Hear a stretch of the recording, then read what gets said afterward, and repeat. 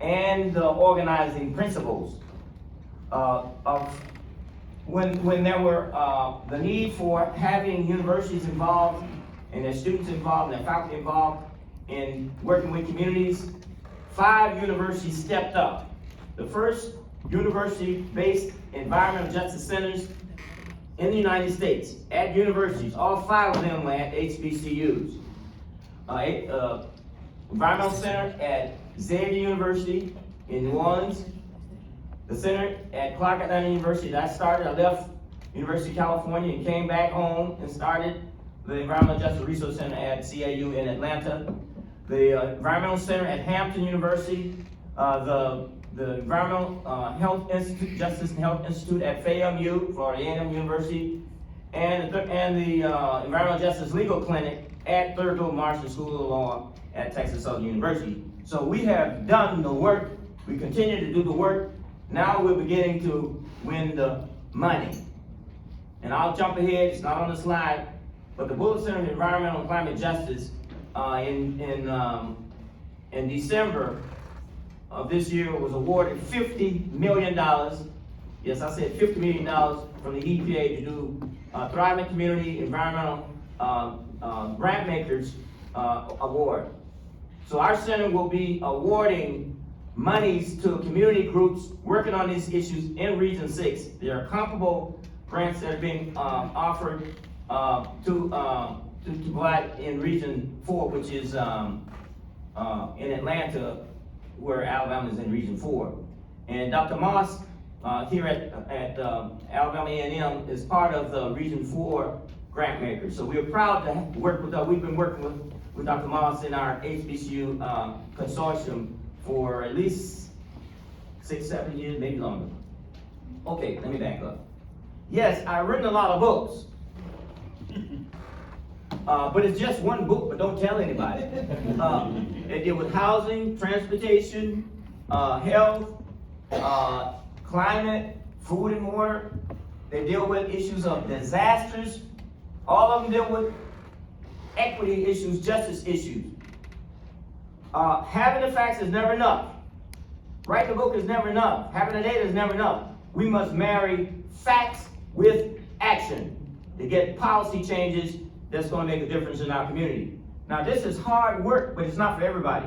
Our movement redefined what environmentalism is and what the environment is. The environment is everything, where we live, work, play, worship, learn, as well as the physical and natural world.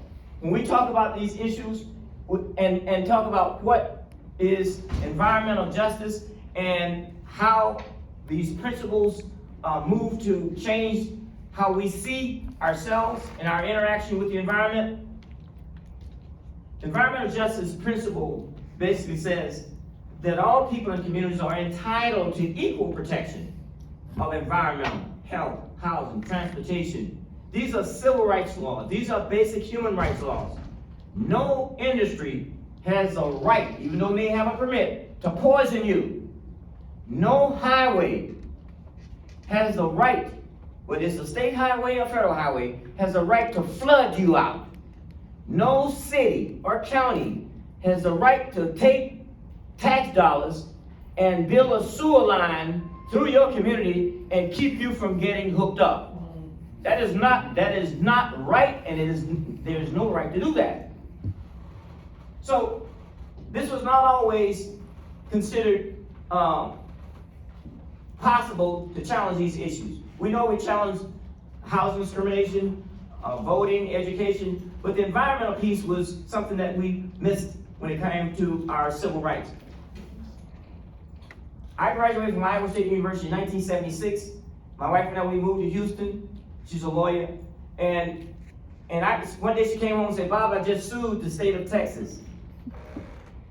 Texas Department of Health." I said, "You did what?" And I worked for a state university. I said, "Baby, you just sued my employer." She said, "Yeah." And she said, I just sued because this company is trying to put a landfill in the middle of this black middle-class suburban community in Houston, Northwood Manor. Nothing out there but trees, houses, homes, people working hard, 3 jobs every day, paying the bills, paying the taxes. Nothing out there, no industry. But the thing that made it different was that this was a black middle-class community that the city of Houston basically said, the county basically said, and the state basically said, it's okay to put a landfill. Landfill is nothing more than a fancy way of saying garbage dump. You know where your garbage goes? It doesn't go to garbage heaven, it goes to a garbage dump. And these are people protesting. Sorry, jump ahead.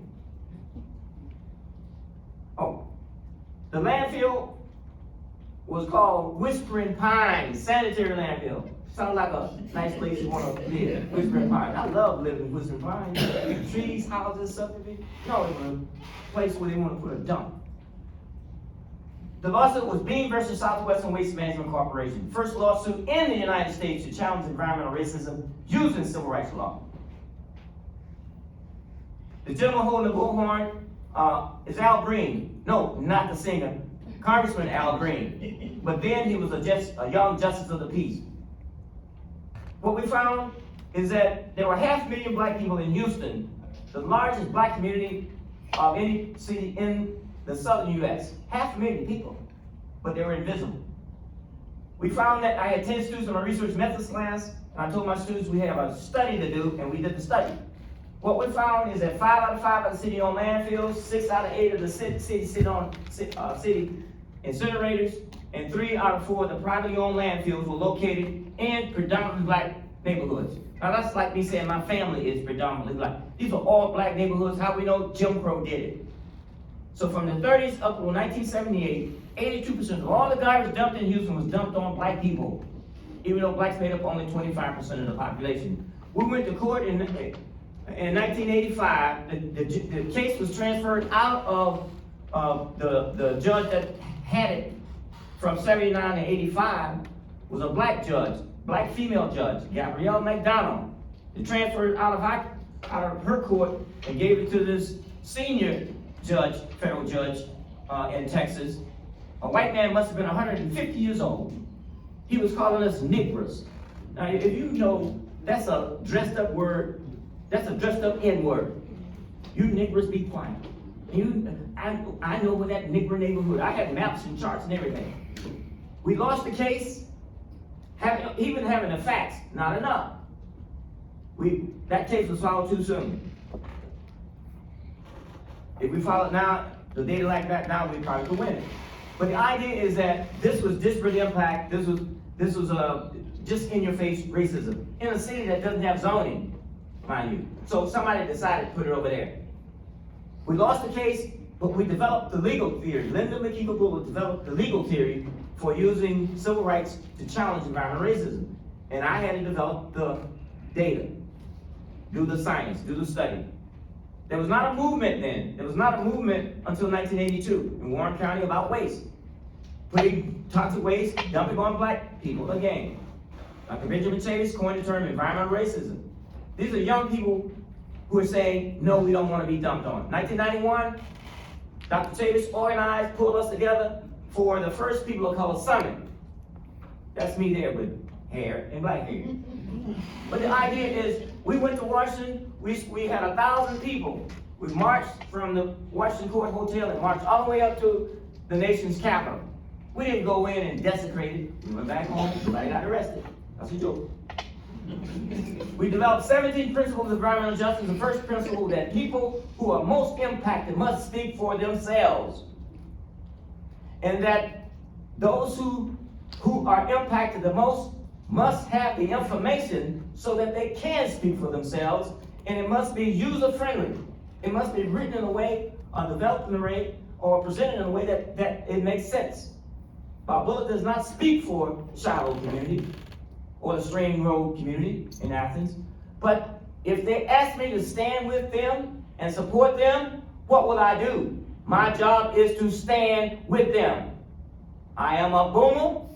I am proud of it, still standing and still fighting. I am a United States veteran, Vietnam, Marine Corps. Proud of it. So we have some veterans in here, and I love my hat at home. But the idea is that we have to fight for these rights. I was called to serve on Clinton's transition team. This is 1990, to whatever. We said we wanted to have an executive order. We wanted to have a lot of things. This executive order was signed in 1994. We were called to the White House, and that's me standing next to the lady with the blue coat. Carol Brown, she was over the EPA. There's Bill Clinton, there's Al Gore, John Lewis, there's the Attorney General, there's everybody was in the Oval Office with that sign. This is 1994. Nice office. And then last year, Earth Day, day before Earth Day, I got a call from President Biden saying you need to come to the White House for the signing of this executive order. Now, he didn't have it in the Oval Office, he had it in the Rose Garden. They signed it, and there's somebody in the back. I got excited when everybody said, yay, I got excited. So I've been to 2 weeks signing of the executive order. We still got a long way to go. Unequal protection, justice matters. Where you live matters. Your zip code matters. Your zip code is the most potent factor to determine health and well-being. You tell me your zip code, I can tell you what's in your community and how healthy you are, or what's not in your community and how sick you are. So when we talk about this whole idea of pollution and race, America is segregated and so is pollution. We got maps and charts, we can show that. Every community is not created equal. There's some communities that are more equal than others. And so, who gets polluted and who doesn't? EPA did a study and showed that 46 states show that people of color are more polluted by various kinds of industries and various kinds of stuff that's coming out of smokestacks, pipes, or whatever. 46 states. People of color face more pollution. Not just pollution, but more types of pollution. People of color are more likely to breathe pollution that's created by other people. When we fail to protect our most vulnerable population, we place everybody at risk. And the most vulnerable people in our society is children. Children can't vote. They don't demonstrate. They can't file lawsuits. So we must protect them. African American children have a death rate that's 8 times that of white children. 8 times. That's unacceptable. Our kids are dying from asthma 8 times. Did you hear what I said? 8 times. Do you feel good about that? No. It should make you mad. It should make you angry. Our most vulnerable people in our population live on the fence line with pollution. This is not trick photography. Just look at this. This is Houston, Texas. This is a school in Houston, Cesar Chavez High School. And you know the name, you know who goes to that school? Black and brown. So when we talk about where the refineries are located basically where we are. The pollution coming from these refineries is creating lots of health problems. When we talk about this whole question, we should protect the most vulnerable population during the era of climate change. And you remember, or 2005, were you alive in 2005 when Katrina hit? People on rooftops. People were flooded out. Climate change is real, it's here. And if you look at which populations are most vulnerable to climate change, you can see that it is poor people, coastal areas, the southern United States. If we talk about race and vulnerability, we can see that racial redlining, and I know everybody that's doing planning know what redlining is. Redlining neighborhoods are more likely to be waste dumping grounds, pollution sacrifice zones, nature-deprived areas, urban heat islands, food deserts, energy insecure hotspots, flood zones, and left out of FEMA's disaster funding. We get most of the disasters, but we don't get the money. We had a conference at a FEMA conference at our school 2 days, yesterday and the day before. And I gave part of this presentation to FEMA. Did you hear what I said? I gave some of this information to FEMA showing that climate change will impact every region of the country, as this map shows. But there's some places that are more vulnerable. If we do nothing or do little in terms of addressing climate change, it's estimated that the U.S. could lose a 1.2% drop in GDP. 1.2 drop. But for the South, And last time I checked, Alabama's in the South, Texas in the South, we stand to lose not 1.2%, but 20%. So we can't, the poorest region in the country can't afford to lose 20%. So we need to be on it when it comes to solutions. Climate change, people call it the hardest. This is an EPA study that was done in 2021, and it shows you that our communities are at greatest risk. So we don't need bad infrastructure that's using federal dollars, tax dollars, exacerbating flooding, exacerbating all kinds of problems in our community. Redlining has left our neighborhoods hotter. No trees, no green canopy, no parks, green space. It's hot as hell in these communities, literally. So when we talk about racism and redlining, has driven these heat islands in almost every major city in the country. If you talk about, it says over 97% of the cities in the country got this problem with urban heat islands. And heat stress is more, being sent to the hospital and emergency room is more prevalent among people of color. Now we have lower income, we are less likely to have health insurance, we're least likely to have transportation and get to the hospital. So these are killers. So when we talk about heat and pollution combined together, makes for bad pregnancy outcomes. And this is more prevalent and a problem and risky for black women and their babies. When it gets too hot to work outside, we know who got the job working outside. People of color working. And in some states, like in Texas, when we had them, 2 weeks of 109 degrees weather, some of these employers don't even want you to take a break. If you don't take a break at 109, you got 8 hours of work, 12 hours of work, you're more likely to have more heat stroke. When we talk about schools that are not equipped infrastructure-wise with HVAC, heat, cooling, get too hot to be in those schools, it impacts learning. So we gotta fight for our infrastructure dollars to fix up our school. Every school in America should be platinum LEED certified, but we know they're not. If you map where the LEED certified schools are, they ain't in our community most likely. We gotta fight for that, and there's money for that. Climate change will increase energy insecurity. Look at the energy insecurity. Energy insecurity is nothing more than a nice way of saying, I ain't got enough money to pay my damn light bill. So I'm trying to break it down. Energy insecurity map, showing the darker the area, the more likely people to pay more than 19% of their household income budget on energy. That's energy insecurity, energy poverty. The darker the area, as I said, and you can map that. Look at the South. When we talk about, we ask the question, will the government response to disasters be fair? 300 pages. This book came out in 2012, but it came out last year in paperback. Affordable now. It's like $19 now. The damn book was like $30 before. Well, anyway, it's affordable now. But we found the same thing. It took 300 pages, and the short answer to that question is 2 words: hell no. They're not likely until we make them act. Who gets federal disaster funding and who gets left behind? Another question. Well, disaster funding and who gets the money will widen the gap between who's wealthy and who's not.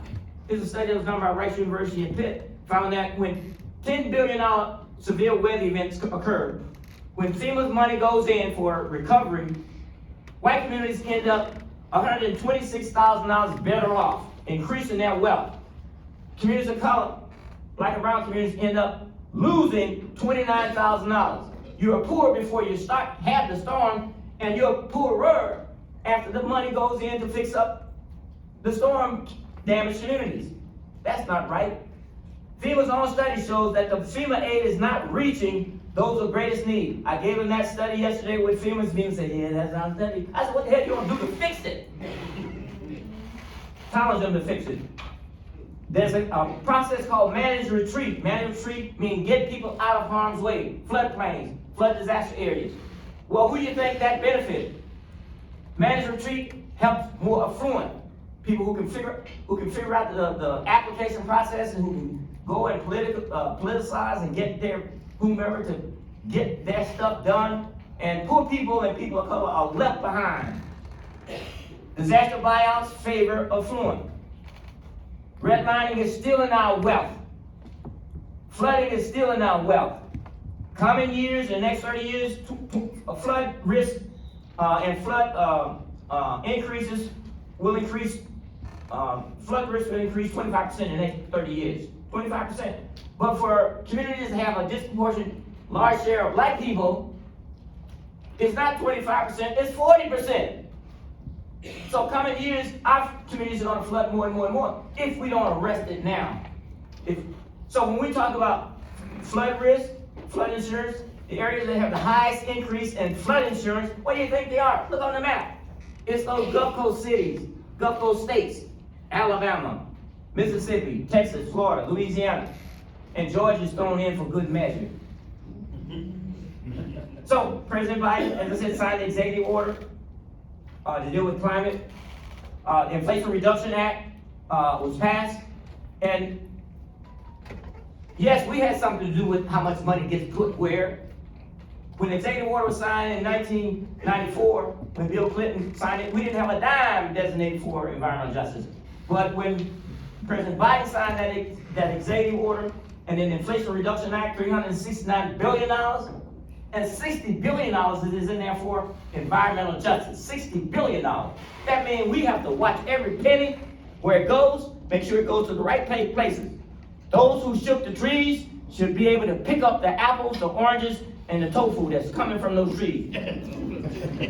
So, and there's another $60 billion in there for clean energy transition. We need to be fighting for every project for solarizing our school. We have a proposal under review right now, our HBCU Climate Change Consortium, with $250 million proposal, solar for all. But we're proposing, we don't know if we're gonna get it, solarizing our HBCUs.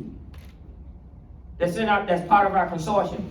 And of course, Alabama A&M we have 36 schools right now that are part of our consortium. A&M is in there, you know it's in there, and you know why it's in there. Okay. So what we have to do on this Justice 40, the president said 40% of the benefits as we transition to a clean energy economy, 40% of those benefits should go to what they call disadvantaged communities, environmental justice communities. And I served on the White House Environmental Justice Advisory Council. There's 26 of us. And there some of us on this council who graduated from HBCUs. We got the biggest mouths and the biggest voices. We are not timid nor shy about saying, yes, this is where the money should go, and this is Justice 40. We have a Justice 40 technical support project. Bezos Earth Fund, Bezos who owns Amazon, gave us $5 million to do this Justice 40. And we call it our righteous roadmap to investments. And we have our technical support team, rapid response team, research to action and data needs team, a screening tool development team, and we have a research, dissemination, and communication team. Now these teams we have put together, they consist of experts from HBCU, Rapid Deployment Force, as in Marine Corps. We pull, we land, we deploy. These folks are serious. We will get to where we need to get to. If you need to contact me, that's where we are. I'll stop because I wanted to invite, I came here and I went up to Athens, not Georgia, not Greece, Alabama. And I saw, because I wanted to see what folks were telling me. So you come, you're so close, you need to come to Athens and see what's happening on Strain Road in Athens. I did. I said, not only am I coming, but I want to bring some community leaders that I've been working with who call me to share, bring them here with me so that the two communities, Shiloh, Elba, Alabama, my birth hometown, on the bottom of the state, South Alabama, and then Athens, and then the Strain Road community on the top of the state, having some of the similar problems. So at this point, I will take privilege and ask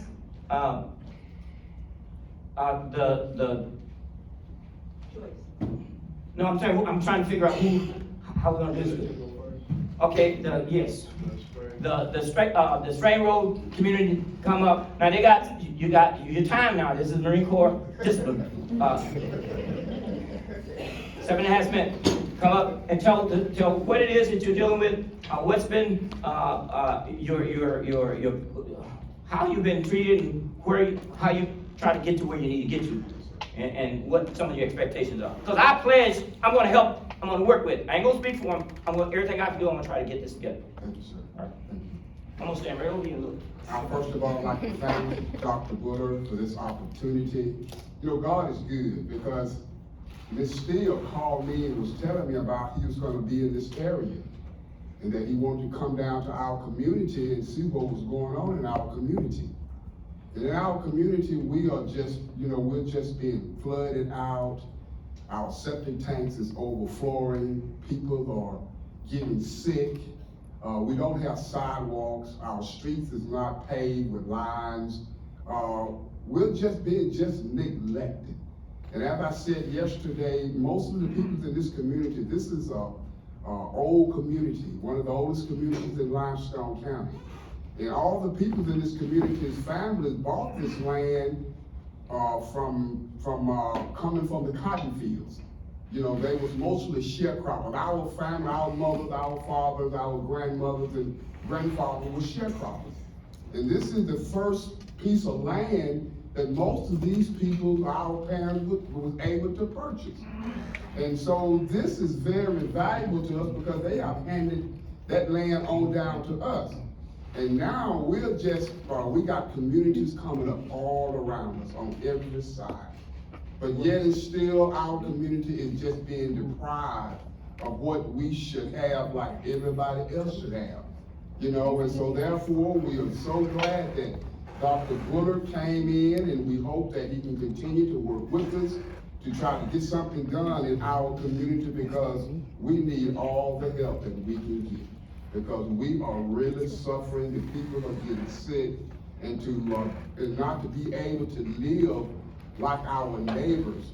You know, you can walk our community and just go 25 or 30 feet either way, and it would be like you're walking from the past into the future. So you can see we're being left out of everything in Athens, Alabama. Limestone County is the #1 county in the state of Alabama as far as growth. So therefore, everybody's growing around us, but yet we're standing still. So Dr. Bullard, we're glad to have you. Thank you for coming down in our community to see what was going on. And I got confidence now that something is going to get done about this situation. Thank you for your time. Okay. Don't go back, we're gonna stand together on this. We're gonna stand quiet. Come on down. We want to thank you. It's good to be here today. And that's how y'all are doing. And it's a pleasure. Two veterans. Well, I'm a veteran. No. Okay, well. I just always But we glad to be here, because we do need help. Like he said, we are the oldest community there, and they find all kind of reasons why they ain't gonna do anything, or they won't do anything. They got to come out, they got to survey, they got to do this and that, but it's not one thing to do to fix our problem is, we got all the new neighborhoods around there. They go in before they even be fix the sewage line, fix the drainage, put the street sidewalk, put the lights up, and all this now. But all these are around Strain Road. But Strain Road sitting there, been there. I'm 77 years old, and I've been there since I was 8 years old. And it's growing and steady growing. But they won't come in there and do anything. All they gotta do is do like they do in these places out there where they already got the drain down. They have to run 2 sewage lines down through our community, but tell the people they cannot